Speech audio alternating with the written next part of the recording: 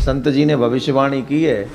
वैसे कलयुग की आयु 4,32,000 वर्ष की है, पर भविष्य मालिका में लिखा हुआ है कि 5,000 में कंप्लीट हो जाएगा।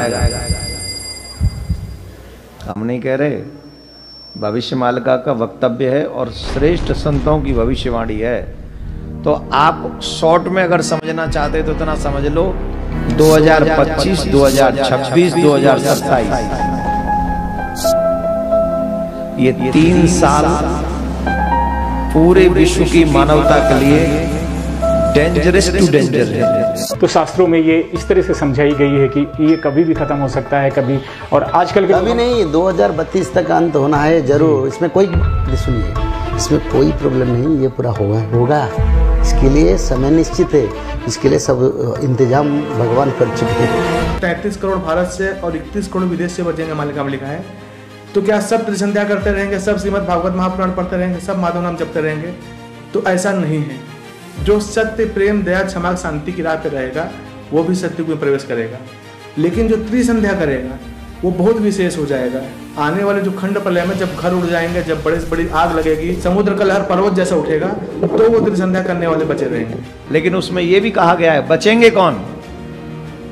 जो जगन्नाथ प्रभु के चरणों का आश्रय ले लेंगे, जो भगवान का आश्रय ले लेंगे, जो उल्टे सीधे कर्मों से बच जाएंगे, वो हमेशा के लिए सुरक्षित हो जाएंगे।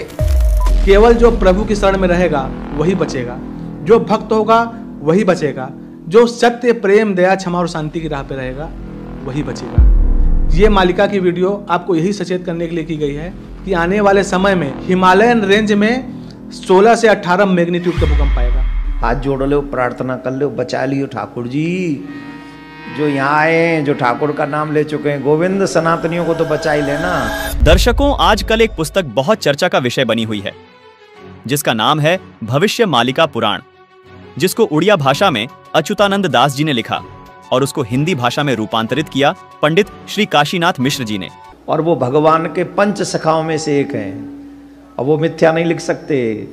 पंच सखा में अंततम महापुरुष अच्युतानंद दास, महापुरुष बलराम दास, महापुरुष जगन्नाथ दास, महापुरुष जसवंत दास और महापुरुष शिशु अनंत दास ने आज से 600 वर्ष पूर्व 15वीं शताब्दी में पावन उत्कल भूमि उड़ीसा राज्य में भगवान चैतन्य महाप्रभु के शिष्य के रूप में इस धरती पर आए और भगवान जगन्नाथ जी के निर्देश से भविष्य पुराण ग्रंथ को संशोधित करते हुए भविष्य मालिका पुराण ग्रंथ की रचना की। इस क्रम में उन्होंने 1,85,000 ग्रंथों के समूह की रचना ताड़ के पत्तों में की, जिसको उड़िया भाषा में लिखा गया। इस ग्रंथ में पंच सखाओं ने कलयुग के अंत में धर्म की स्थिति, भगवान श्री कल्कि जी का धरा अवतरण, धर्म स्थापना, मनुष्य समाज का उद्धार और अनंत युग तक की भगवान की लीलाओं का वर्णन विस्तार पूर्वक किया है। भविष्य मालिका में लिखी हुई प्रत्येक बात पत्थर की गाढ़ है। ये हमेशा सच साबित हुई है, जैसे कि भारत में मुगलों का अत्याचार, अंग्रेजों की गुलामी, स्वतंत्रता संग्राम की घटनाएं, स्वतंत्रता संग्राम सेनानियों का वर्णन, भारत देश का टूटकर आजाद होना, पाकिस्तान, बांग्लादेश, श्रीलंका, बर्मा देश का निर्माण, प्रथम विश्व युद्ध, द्वितीय विश्व युद्ध, अज्ञात रोग और महामारी आना आदि आदि, ये सभी घटनाएं घटित हो चुकी हैं। भविष्य मालिका पुराण के प्रस्तावना पृष्ठ पर लिखा है कि कलयुग का अंत हो चुका है। शास्त्रीय धारा एवं मनुस्मृति के आधार पर 4 युग का ही समय देखने को मिलता है। उन युगों के नाम हैं: पहला सतयुग, दूसरा त्रेता युग, तीसरा द्वापर युग और चौथा कलयुग। इन 4 युगों के बाद एक गुप्त युग भी आता है, जिसको अनंत युग या आद्य सतयुग कहते हैं। इस पुस्तक में बेहद हैरान करने वाली बातें लिखी हैं। भविष्य मालिका पुराण के अनुसार सन 2032 से पूर्व संपूर्ण विश्व में सभी धर्मों और पंथों का पुनर्गठन होकर सारे विश्व में केवल सत्य सनातन धर्म प्रतिष्ठित होगा। दर्शकों, आपको बता दें कि संत अच्युतानंद जी महाराज सहित 5 पंच सखा परमात्मा कबीर जी के समकालीन रहे हैं। 1480 से 1518 तक इन महापुरुषों का जीवन काल कबीर परमात्मा के समकालीन रहा। इसी दौरान कबीर परमात्मा जी ने भी ये बातें कही थी। आइए आपको कबीर परमात्मा द्वारा कही गई बातों और भविष्य मालिका पुराण में कही गई बातों में समानता की एक झलक दिखाते हैं। कबीर सागर और भविष्य मालिका पुराण दोनों को लगभग 600 वर्ष पहले लिपिबद्ध किया गया था। कबीर सागर के स्वसंवेद बोध अध्याय में कबीर परमात्मा ने कहा है कि 5 सहस और 500 जब कलयुग बीत जाए, महापुरुष फरमान तब जग तारण को आए। कबीर परमात्मा ने कहा था कि जब कलयुग लगभग 5,505 वर्ष बीत जाएगा, तब वो महापुरुष दुनिया का उद्धार करने के लिए आएगा। दर्शकों, कबीर सागर के बोध सागर अध्याय में लिखा है कि 5505 तब ये शब्द होगा सांचा। यही बात भविष्य मालिका पुराण में लिखी है। देखिए, इसमें लिखा है कलयुग 5000 साल पूर्ण होगा, तब भक्त और भगवान की लीला का प्रकाश होगा। वहीं कबीर परमात्मा ने कबीर सागर में अपनी वाणी में कहा है कि यथा सरित गण आप ही मिले सिंधु में धाये, सत्य सुकृत के मध्य तिमि सभी पंथ समाये। यहाँ कबीर साहिब जी ने कहा है कि जिस तरह सब नदियां अंत में समुद्र में समा जाती हैं, इसी प्रकार उस महापुरुष के आने के बाद सब पंथ, सब धर्म एक होकर एक पंथ बन जाएंगे और उस महापुरुष के द्वारा चलाया गया एक पंथ रहेगा जो सत्य सनातन पंथ होगा। यही बात भविष्य मालिका पुराण में लिखी है। लिखा है कि भविष्य मालिका पुराण के अनुसार सन 2032 से पूर्व संपूर्ण विश्व में सभी धर्मों और पंथों का पुनर्गठन होकर सारे विश्व में केवल सत्य सनातन धर्म प्रतिष्ठित होगा। दर्शकों, अब जानना यह है कि आखिर वो महापुरुष कौन है जिसके बारे में कबीर सागर में लिखा है। जो जगतारण को आएगा वो अवतार कौन है जिसके बारे में भविष्य मालिका पुराण में लिखा है कि 2032 से पहले पहले वो महापुरुष सभी धर्मों का पुनर्गठन करके सारे विश्व में सत्य सनातन धर्म को प्रतिष्ठित कर देगा। दर्शकों, अब आपको कबीर सागर के वो गूढ़ रहस्य दिखाने जा रहे हैं जिन्हें जानकर आप दंग रह जाएंगे। कबीर सागर में लिखी हर बात इसलिए भी बहुत विशेष महत्व रखती है क्योंकि इसमें लिखी प्रत्येक वाणी खुद कबीर परमात्मा द्वारा लिपिबद्ध करवाई गई है। दर्शकों, भविष्य मालिका पुराण में जिस महापुरुष द्वारा सभी धर्मों को एक करके आदि सनातन धर्म को पुनः प्रतिष्ठित होने की बात कही गई है, वो महापुरुष कौन है, उसके आने के समय की जानकारी भी कबीर सागर में लिखी है। दर्शकों, जैसा कि आपने भविष्य मालिका पुराण में देखा कि कलयुग के 5000 वर्ष बीत जाने के बाद भगवान और भक्त की लीला का प्रकाश होगा। जिस महापुरुष का जिक्र भविष्य मालिका पुराण में है, उस महापुरुष का कबीर सागर में स्पष्ट वर्णन देखने को मिलता है तथा उस महापुरुष की पहचान भी बताई है। आइए अब आपको कबीर सागर में दिखाते हैं। दर्शकों, कबीर सागर में बोध सागर के स्वसंवेद बोध पृष्ठ 121 पर लिखा है, चौथा युग जब कलयुग आई, तब हम अपनो अंश पठाई, काल फंद छूटे नर लोई, सकल सृष्टि प्रमाणिक होई, घर घर देखो बोध विचारा, सतनाम सब ठोर उचारा। 5505 तब ये वचन होगा सांचा, कलयुग बीत जाए जब एता, सब जीव परम पुरुष पद चेता। जिसका भावार्थ ये है कि जब चौथा युग यानी कलयुग आएगा, वह कलयुग 5505 वर्ष बीत जाएगा, तब परमात्मा अपने ज्ञान का प्रकाश करने के लिए इस धरा पर आएंगे। वह सब जीव उनके अद्भुत ज्ञान को सुनकर पूर्ण परमात्मा की भक्ति करेंगे यानी सतनाम का जाप करेंगे। अब दर्शकों, सवाल ये है कि वो महापुरुष जिसका जिक्र कबीर सागर और भविष्य मालिका पुराण कर रही है, वो महापुरुष कहाँ आएगा और कैसे आएगा।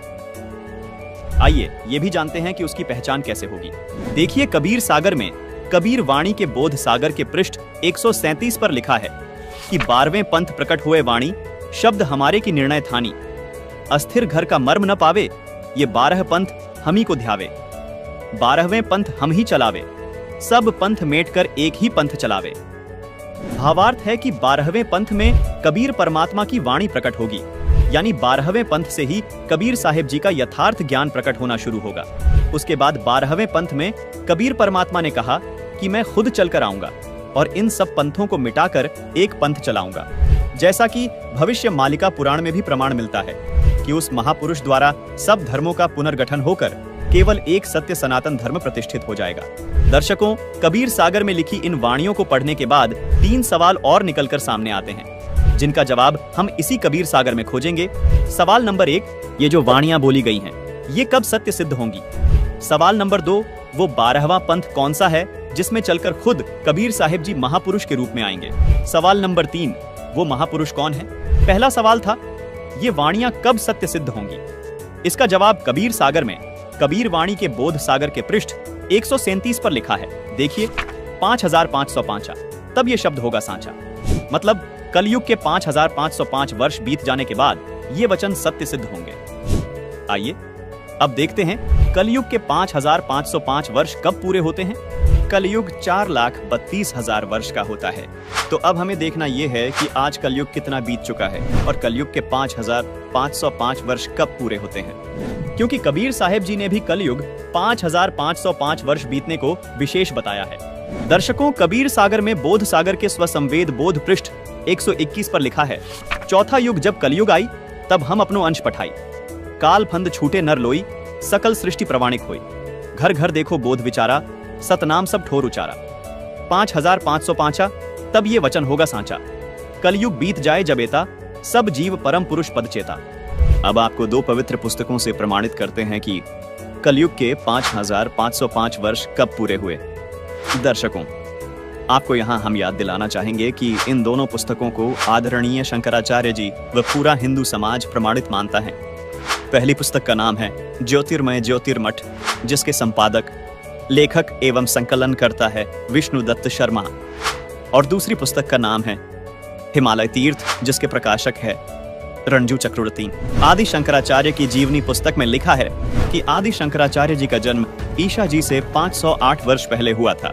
फिर पुस्तक हिमालय तीर्थ में भविष्यवाणी की है, जो आदि शंकराचार्य जी के जन्म से पहले की है। कहा है कि आदि शंकराचार्य जी का जन्म कलयुग के 3000 वर्ष बीत जाने के बाद होगा। अब गणित की रीति से जांच करके देखते हैं कि वर्तमान में यानी सन 2024 में कलयुग कितना बीत चुका है।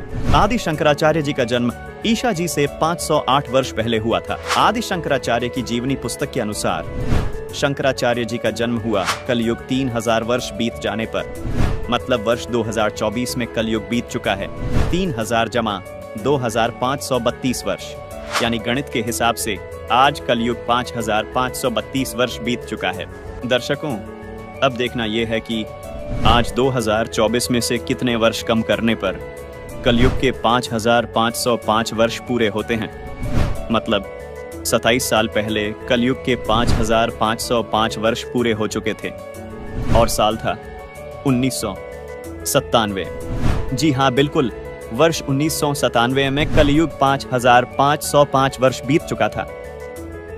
हमारा दूसरा सवाल यह था कि कबीर साहिब जी का 12वां पंथ कौन सा है, जिसमें कबीर साहिब जी खुद चलकर आएंगे। इसका जवाब भी हमें कबीर सागर में बोध सागर के कबीर चरित्र बोध के पृष्ठ नंबर 1870 पर मिलता है। इस पृष्ठ पर आप देख रहे हैं कि कबीर साहिब जी के 12 पंथों का विवरण है, जिसमें 12वां पंथ गरीबदास जी का पंथ बताया गया है। यानी कबीर साहिब जी द्वारा गरीबदास जी वाले 12वें पंथ में आने की बात कबीर सागर में कही गई है। अब आप सोच रहे होंगे कि ये गरीबदास जी कौन है और इनका जन्म कब हुआ। इसका जवाब भी हमें कबीर सागर में कबीर वाणी के बोध सागर के पेज 136 पर मिलता है। लिखा है कि संवत 1775 हुई। यहाँ 75 गलत प्रिंट हुआ है, ये 74 है, सही वाणी है। संवत 1774 हुई, ता दिन प्रेम प्रकटे जग सोई, यानी जिसके माध्यम से कबीर परमात्मा की वाणी प्रकट होगी, उसका जन्म संवत 1774 में होगा। आपको बता दें कि गरीबदास जी का जन्म संवत 1774 में हुआ था। उनके माध्यम से कबीर साहिब जी ने अपना संपूर्ण ज्ञान प्रकट किया। दर्शकों, आप जान चुके हैं कि 12वां पंथ गरीबदास जी महाराज का पंथ है। यहाँ कबीर साहिब जी ने यह भी स्पष्ट किया है कि 12वें पंथ वाले भी मेरी वाणियों को पढ़ेंगे लेकिन समझ नहीं पाएंगे, इस कारण पार नहीं हो पाएंगे, यानी मोक्ष प्राप्त नहीं कर पाएंगे। इसलिए इन 12 पंथों को खत्म करके पूर्ण परमात्मा खुद पूर्ण संत के रूप में 13वां पंथ चलाएंगे, जिससे बिचली पीढ़ी में आने वाली हंस आत्माएं मोक्ष प्राप्त करेंगी। इस बिचली पीढ़ी को ही भविष्य मालिका पुराण में आद्य सतयुग कहा है। कबीर सागर में कबीर वाणी के बोध सागर के पृष्ठ 137 पर लिखा है कि प्रथम चरण कलयुग निर्याना, तब मगहर मांडो मैदाना। यहाँ कबीर परमात्मा ने कहा है कि जब मैं मगहर से सहशरीर सतलोक जाऊंगा, वो कलयुग का प्रथम चरण चल रहा होगा। आइए अब इस वाणी में देखिए।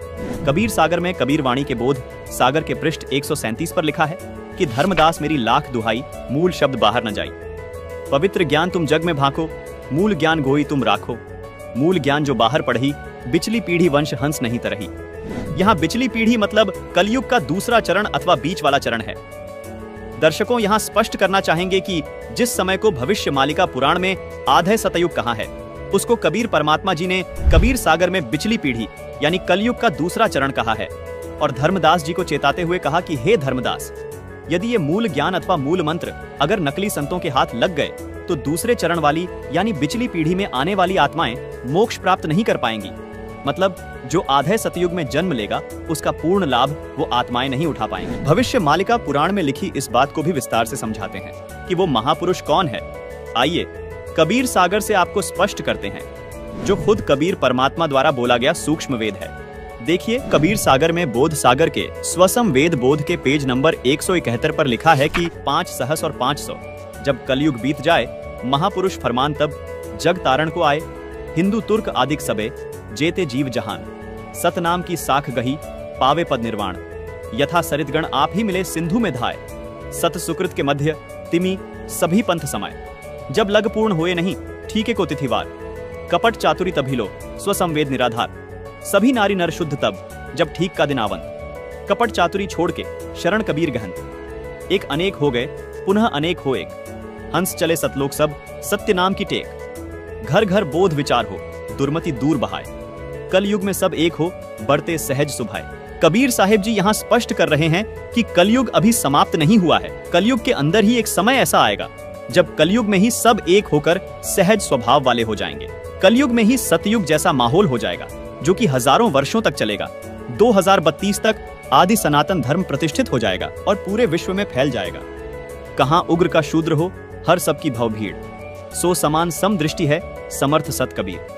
भावार्थ है कि जब कलयुग 5505 वर्ष बीत जाएगा तब वो महापुरुष इस धरा पर आएंगे और हिंदू मुस्लिम व सभी धर्म पंथों को एक करेंगे, सब सतनाम का जाप करेंगे और मोक्ष को प्राप्त करेंगे। दुनिया के जितने भी धर्म व पंथ है वो सभी उस महापुरुष के द्वारा चलाए गए 13वें पंथ जो आदि सनातन पंथ होगा उसमें ऐसे मिल जाएंगे जैसे सभी नदियां बड़े समुद्र में मिल जाती हैं। जब वो समय आएगा तब पृथ्वी के सभी मनुष्यों का स्वभाव सहज और शुद्ध हो जाएगा, सबकी बुद्धि निर्मल हो जाएगी, सब पाप करने से डरेंगे, यानी नर नारी कपट चतुराई छोड़कर कबीर परमात्मा की शरण ग्रहण करेंगे। दर्शकों, यहाँ पर हम आपको ये भी बताना चाहेंगे कि कलयुग अभी खत्म नहीं हुआ है। कलयुग अपने समय अनुसार ही समाप्त होगा जो है 4,32,000 वर्ष। दर्शकों, अब आपको कलयुग के अंतिम चरण यानी जब कलयुग समाप्त होगा उस विषय में बताते हैं।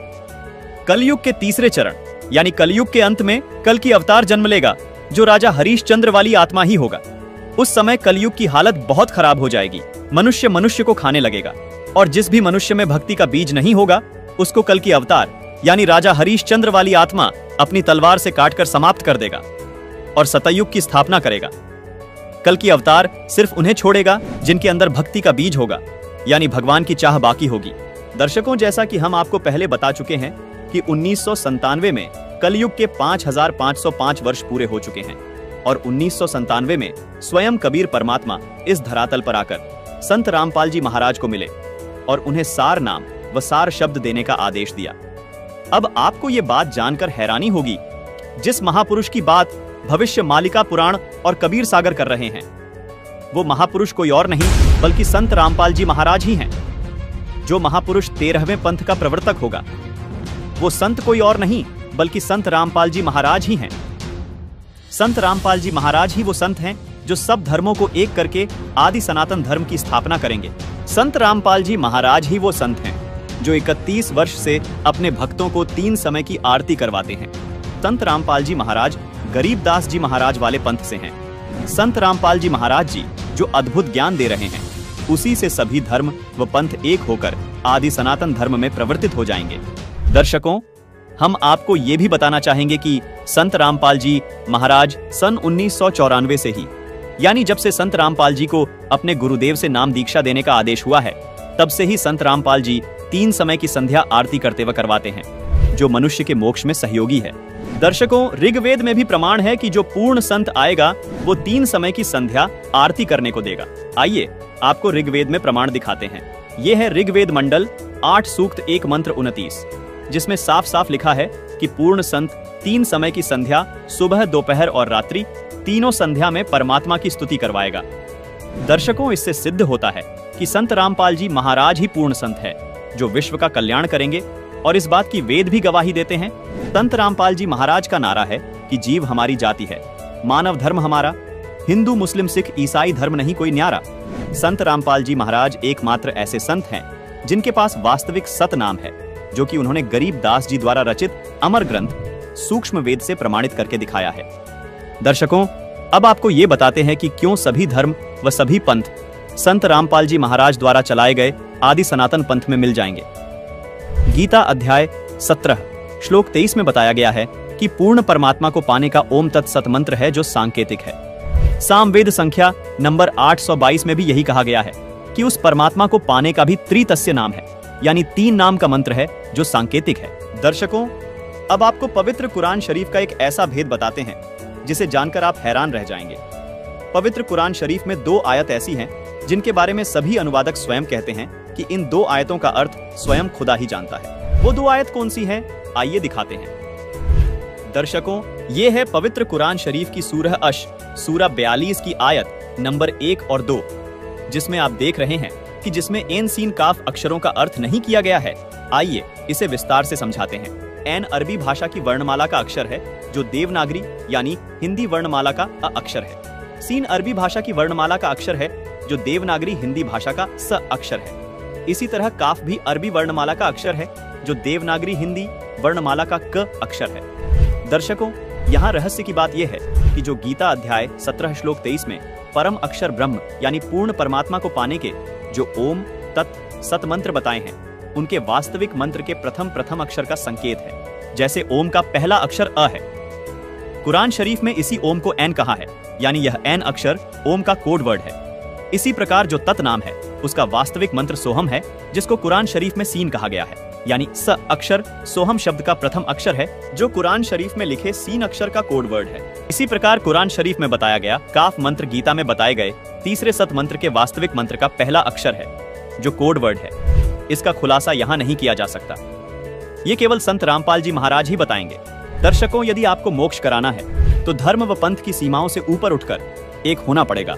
इस 3 नाम के मंत्र का जाप करना होगा। सूरत फुरकान 25 आयत 59 में कहा है कि जिस परमात्मा ने 6 दिन में सृष्टि की रचना की और 7वें दिन तख्त पर जा विराजा, वह स्वयं कबीर परमात्मा है। उसकी खबर किसी बाखबर यानी कि तत्वदर्शी संत से पूछो।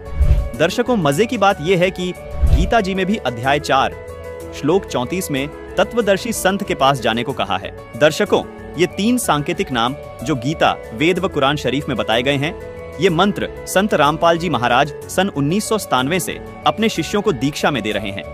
एक और आश्चर्य की बात यह है दर्शकों, पवित्र कुरान शरीफ की सब आयतों का अर्थ अनुवादकों ने किया, परंतु सूरा अश सूरा 42 की आयत नंबर 1 और 2 का अर्थ किसी भी अनुवादक ने नहीं किया है। इससे भी स्पष्ट हो जाता है कि पूरा मुस्लिम समाज इस मूल मंत्र के रहस्य को नहीं जानता, जो पूर्ण कल्याणकारक है, जिसको खुदा कबीर ने संत गरीब दास को बताया तथा फिर संत रामपाल जी तक पहुंचाया है। दर्शकों, सबसे बड़ी हैरानी की बात यह है कि आज तक सूरा अश सूरा 42 की इन आयतों का अनुवाद किसी भी अनुवादकर्ता ने नहीं किया है। लेकिन संत रामपाल जी महाराज जी द्वारा लिखी पुस्तक मुसलमान नहीं समझे ज्ञान कुरान में इन आयतों व मंत्रों एन सीन काफ को पेज नंबर 12 पर पूरे विस्तार से समझाया है। हमारी सभी मुसलमान भाइयों से अपील है कि कृपया संत रामपाल जी महाराज द्वारा लिखी ये पुस्तक मुसलमान नहीं समझे ज्ञान कुरान अवश्य पढ़ें व अपना जीवन धन्य बनाएं। गीता, वेद व कुरान में बताए गए ये सांकेतिक मंत्र केवल संत रामपाल जी महाराज के पास है। इसलिए सभी धर्म व सभी पंथ केवल संत रामपाल जी महाराज से ही नाम दीक्षा लेकर मोक्ष प्राप्त कर सकते हैं। संत रामपाल जी महाराज ये सांकेतिक मंत्र 1997 से अपने शिष्यों को दे रहे हैं, जिससे उनको अद्वितीय लाभ हो रहे हैं। संत रामपाल जी महाराज सूक्ष्म वेद से प्रमाणित करके बताते हैं कि जैसे हिंदू साहिबान अलग अलग समय पर अलग अलग देवताओं की स्तुति करते हैं, उसी प्रकार मुस्लिम भाई भी 5 समय की नमाज करते हैं, जो कि अल्लाह की स्तुति है।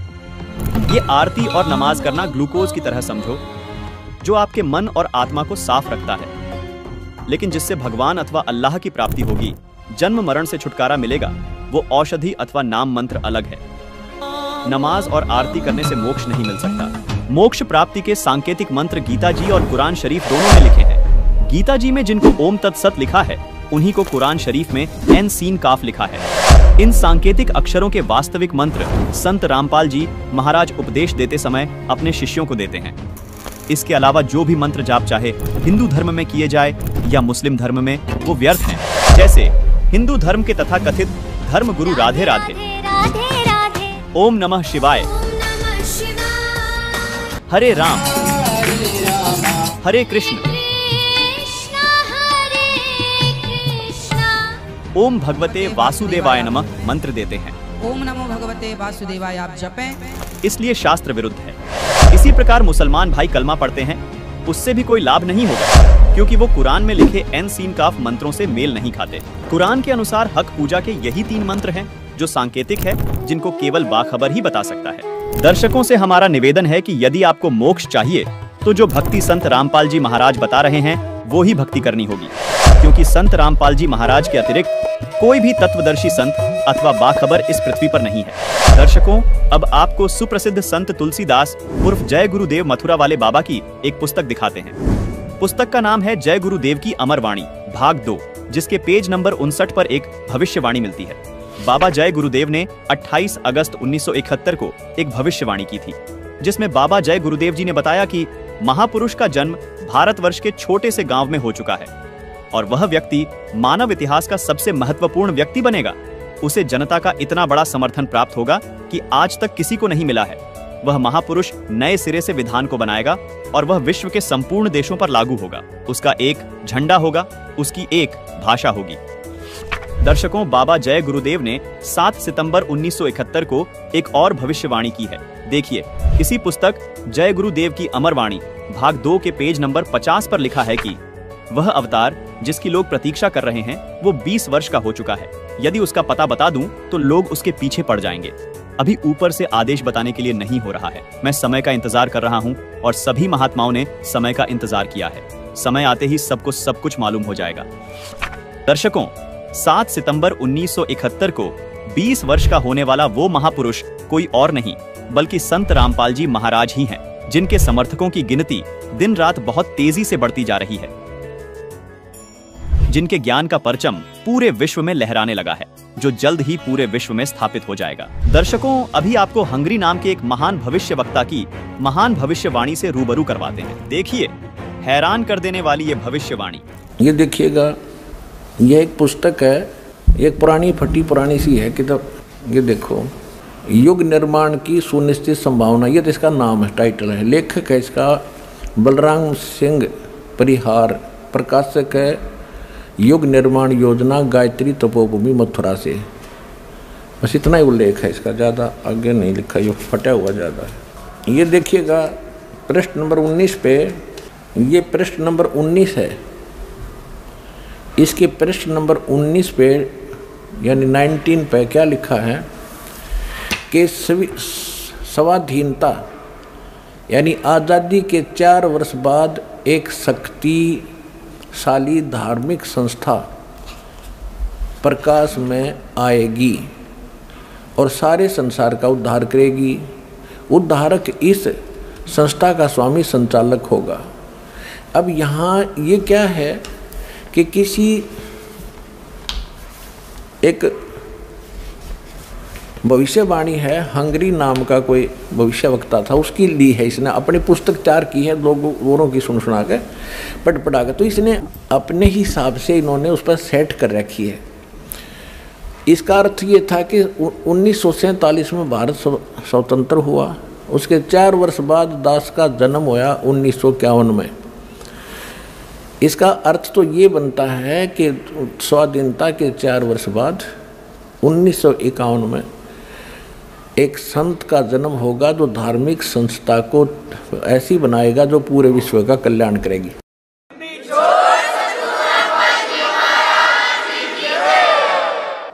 यहाँ थोड़ी सी गड़बड़ कर जाते हैं, अब और दिखाते हैं। ये देखिएगा, ये 23 पृष्ठ पे है, ये 23 पृष्ठ है। इस 23 पृष्ठ पे यहाँ लिखा है, इस संगठन का स्वामी संचालक कोई गृहस्थ व्यक्ति होगा। अब तक दुनिया में सबसे बड़े विचारक के रूप में ख्याति प्राप्त करेगा। वह व्यक्ति सामाजिक उत्तरदायित्वों से लेकर संसार के सब देश शांतिपूर्ण कैसे रहें उसकी यह व्यवस्थित आचार संहिता तैयार करेगा। उसके जीवन भर के संग्रहित विचारों को यदि एक पुस्तक में लिखा जाए तो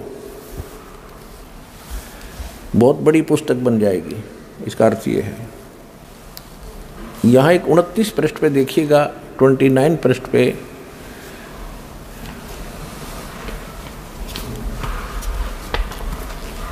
एशिया के किसी देश, संभवतः भारतवर्ष में, एक नम्र ग्रामीण परिवार में एक महान आत्मा ने जन्म ले लिया है जो एक महान आध्यात्मिक क्रांति का सूत्रपात, संचालन और नियंत्रण करेगा।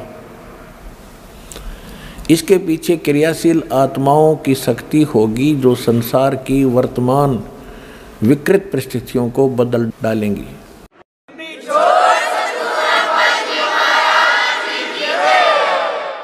1999 में ये क्या बोला गया है कि एक ऐसे व्यक्ति ने जन्म लिया है जिसकी अकेले ही उत्पादित शक्ति किसी भी शक्ति संपन्न राष्ट्र के बराबर होगी।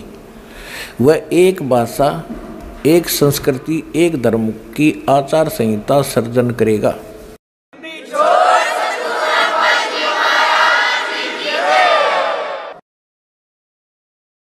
यहां देखिएगा 43 पृष्ठ पे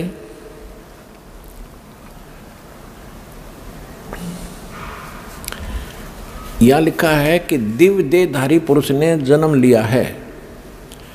वे सबके मन में प्रसन्नता भरेंगे, दुनिया भर के कष्ट दूर करेंगे।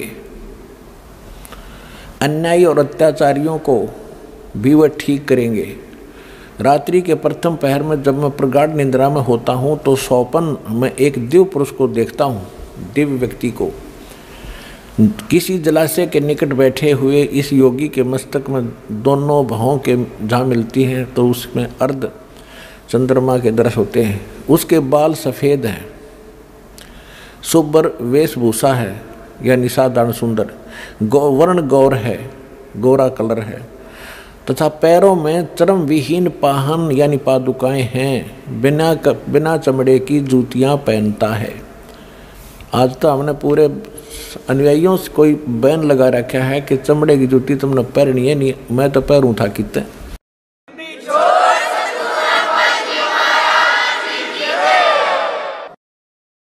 अब देखिएगा इसके पृष्ठ नंबर 72 पे, इसके 72 पृष्ठ पर देखिएगा, यहाँ लिखा है कि इतिहास के अद्वितीय महापुरुष के बारे में नॉस्ट्रेडमस ने भी कुछ संकेत दिए हैं। उसके मस्तक में चंद्रमा होगा, वेशभूषा बहुत सादी होगी, यानी लाल पीले कपड़े नहीं होंगे, उसके लंगोट लंगाट बांध कर नहीं घूमेगा। 2 विवाह होंगे, 2 पुत्र होंगे, 2 पुत्रियां होंगी। अब यहाँ इसके ऊपर थोड़ा सा आपको संस्कार का भी बताऊंगा। इन संपूर्ण भविष्यवाणियों का लिंक नीचे डिस्क्रिप्शन बॉक्स में दिया गया है। दर्शकों, भविष्यवक्ता की ये भविष्यवाणी केवल संत रामपाल जी महाराज पर ही सटीक बैठती हैं, जिसमें उन्होंने कहा है कि 1951 में एक संत का जन्म होगा, जिसकी अध्यक्षता में एक धार्मिक संस्था का निर्माण होगा जो पूरे विश्व का कल्याण करेगी। साथ में ये भी साफ लिखा है कि उस संस्था का संचालक एक गृहस्थ व्यक्ति होगा, अपने अद्भुत ज्ञान की बदौलत पूरे संसार में ख्याति प्राप्त करेगा। उस महापुरुष की 4 संतान होंगी, 2 पुत्र व 2 पुत्रियां होंगी। ये सब भविष्यवाणियां सिर्फ और सिर्फ संत रामपाल जी महाराज पर खरी उतरती है। संत रामपाल जी महाराज का जन्म एक साधारण ग्रामीण परिवार में हुआ।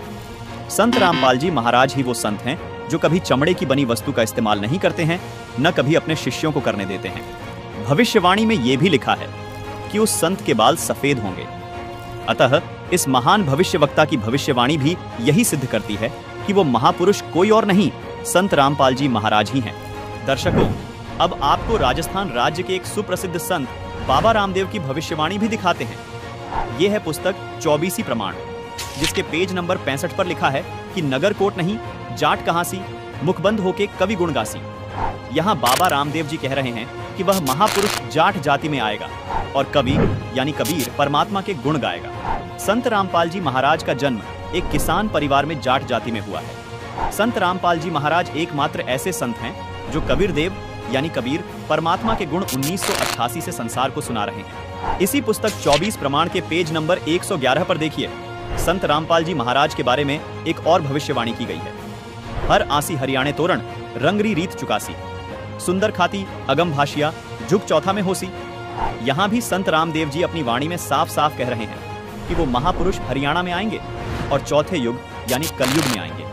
दर्शकों, जिस समय संत रामपाल जी महाराज का जन्म हुआ उस समय गांव धनाना जिला सोनीपत पंजाब प्रांत में था, जो बाद में 1966 में पंजाब से अलग होकर हरियाणा प्रांत का हिस्सा बना। संत रामपाल जी महाराज का जन्म 8 सितंबर 1951 को धनाना गांव में हुआ था। इसी पुस्तक 24 प्रमाण के पेज नंबर 62 पर संत रामपाल जी महाराज के बारे में एक और भविष्यवाणी की गई है। कलयुग में सतयुग अवसी, पहरा पाप रा पलटेला, सांचा संत दल में आवसी ऋषिजन साख भरेला।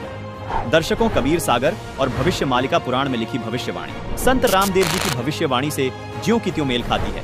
संत रामदेव जी भी कहते हैं कि कलयुग में ही सतयुग जैसा माहौल होगा। वो पूर्ण संत अपने आध्यात्मिक ज्ञान के जरिए बढ़ रहे पाप को खत्म कर देगा। दर्शकों, वो संत कोई और नहीं बल्कि संत रामपाल जी महाराज ही हैं। आइए आपको एक और भविष्यवाणी दिखाते हैं जो संत गरीबदास जी महाराज ने सूक्ष्म वेद के अथअसुर निकंदन रामायणी पृष्ठ नंबर 716 पर लिखी है। सदगुरु दिल्ली मंडल आयसी, सूती धरनी सूम जगायसी। संत गरीबदास जी महाराज कह रहे हैं कि वो महापुरुष दिल्ली मंडल में आएगा और अज्ञान के अंधेरे में सोई हुई आत्माओं को जगाएगा। दर्शकों, गांव धनाना जिला सोनीपत हरियाणा, जहां संत रामपाल जी महाराज का जन्म हुआ, ये क्षेत्र दिल्ली मंडल में आता है। अभी आपको गुरु नानक देव जी भाई वाले वाली जन्म साखी से भी प्रमाणित करते हैं कि वो महापुरुष जो कबीर जी और नानक जी के बाद इस धरा पर आएगा, वो जाट जाति में आएगा।